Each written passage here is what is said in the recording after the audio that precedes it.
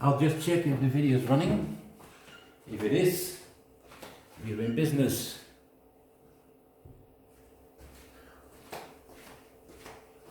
All good. Here we go. Hello, my dear mates, how are you? This time will be a time you won't forget. I will serve the Lord together in our workplace, and this lesson is to help us all get set. Hello, my dear mates, how are you? This time will be a time you won't forget.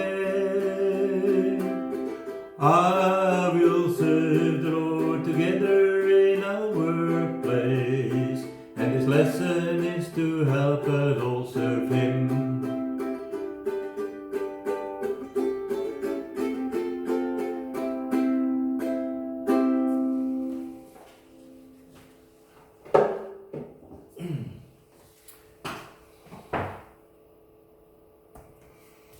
Right, we are in business,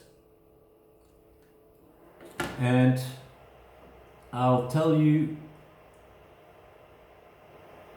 what we're going to be busy with, but first the orientation landscape. Beautiful. Okay, team, HASS lesson. First of all, in general, let me tell you, we're going to work it as if we're in class. That means I will teach you stuff, give you some instruction, maybe show you some video. Then the rest of the lesson you work for yourself, and that can be on the bookwork. And you don't need to finish it in this lesson, just like at school. You don't need to finish it. I need it all finished by the time you come back to school, though, because it is still worth up to those 20 points. Remember? So that is what you need to be aware of. So you just beaver through it and keep it tidy. You know, I look for completion and for presentation in the 20 points, and you've done a marvelous job so far, so keep that level up, would you? And also I will do some live chats starting on Thursday after lunch. You will get an email with a link you can click on. I use Zoom for that. And on Tuesdays you can then connect with me and ask me any questions you may have about the work or anything else that is important to you, and therefore also to me, of course, and we'll get on with it. Now, I won't give you a test for the Middle Ages stuff, you'll be happy to know, but we do have an assignment that consists of several parts. The first part most of you have already done. If you remember, you did on page 239, question 3, this audio visual display.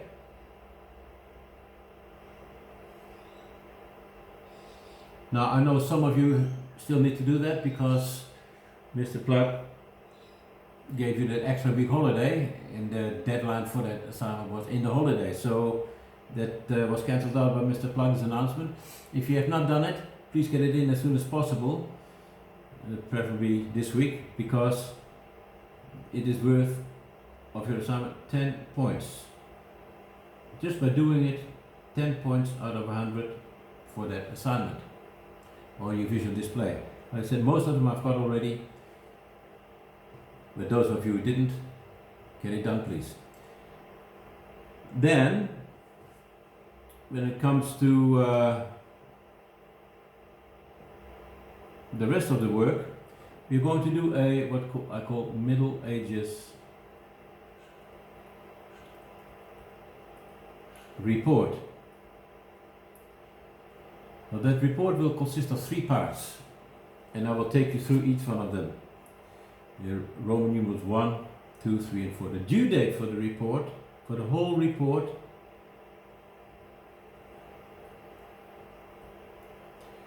due date Thursday,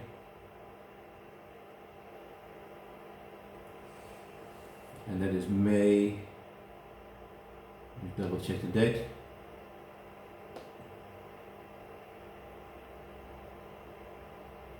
May the 7th, that's right, May 7.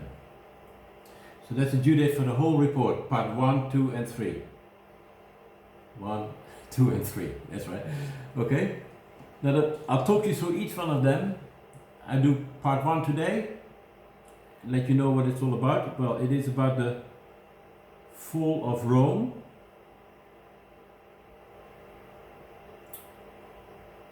And then afterwards we get the situation with King Clovis, and then we go to Martel. So that's the first part. This is to be 200 words, 10% rule. Alright?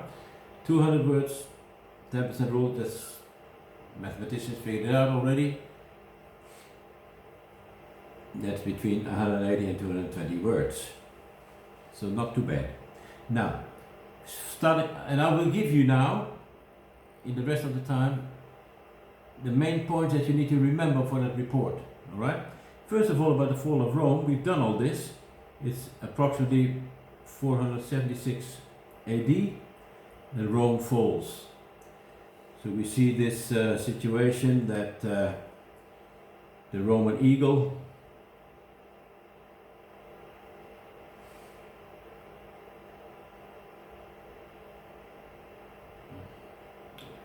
is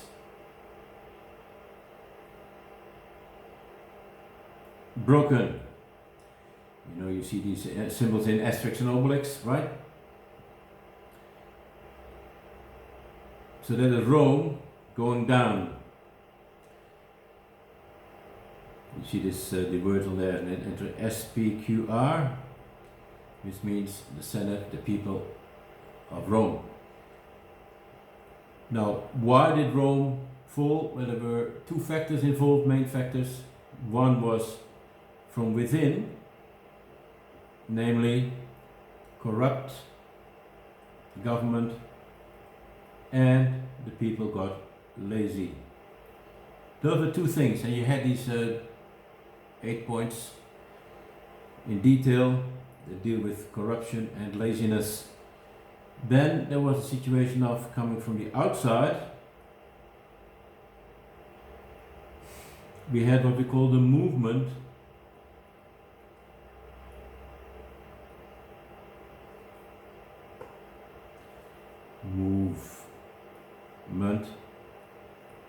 of the what? That's right, Madame Cooper, you said it, didn't you? Peoples. And the main group there was what? That's right, Kirsten de Hans. I heard many of you say it. Yes, you remember these people on their horses? And they pushed the Visigoth and the Ostrogoth, all these people that you read about in Asterix and Obelix, in front of them across the borders of the Roman Empire, messing it all up. Now, what we get then, not long after, we get, it's only about 4 years after, we get a man coming in onto the scene, 481 AD, by the name of Clovis. Clovis, you remember, was this, became king.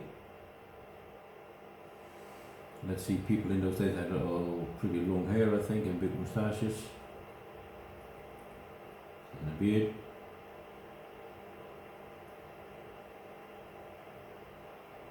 pretty ruthless man he was King Clovis. And he is known for two things. He's seen as the founding father of nowadays France, so he united the Franks, founding father. And he also became Christian. You remember his wife, Clotilde, was a Christian. And when he had his battle against the Alemanni, and he won against all odds, he decided that the God of his wife had helped him marvelously, and he became a Christian too. So you write a bit about Clovis, you've done an essay about a report on him already, so that's easy. Then we get something in between that happened far, far away in the Middle East, namely, we get the situation that Muhammad is born.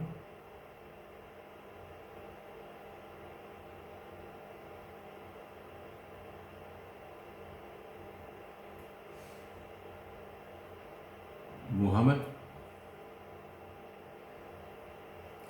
in about 570 AD. He died in 630, but meanwhile you get, in that time, 60 years, you get the rise of Islam. Now that's important for Europe because that has consequences for the next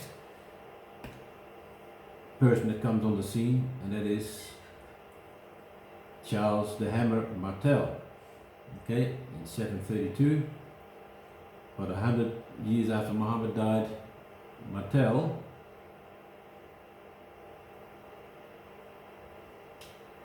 gets in the Battle of Tours. Martel, what do we do with him?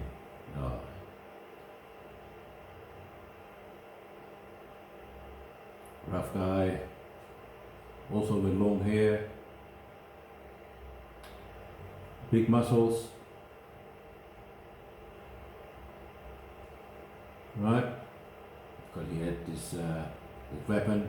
I think he probably would have had a hammer or something to bash the position with. So Martel, known for the Battle of Tours.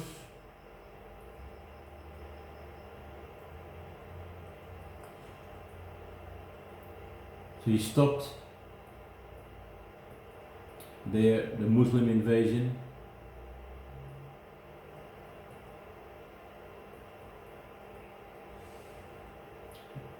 And he was also the one who first had a professional army, financed by the church.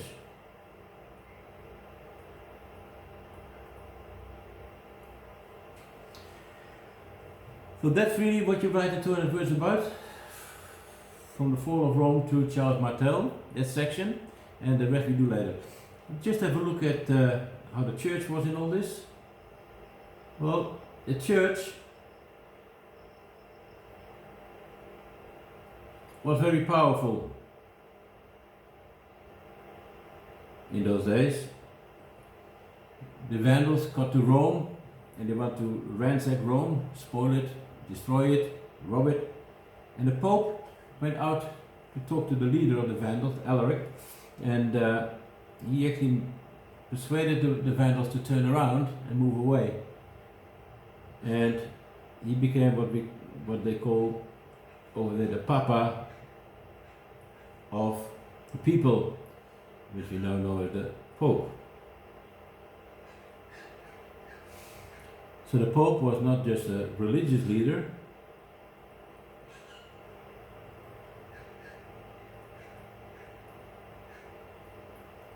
but also a political one. Because the emperor had gone over east to Byzantium, Constantinople, remember?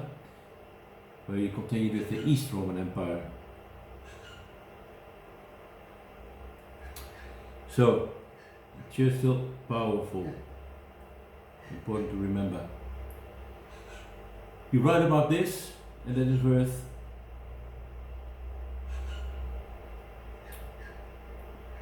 10 points out of 100.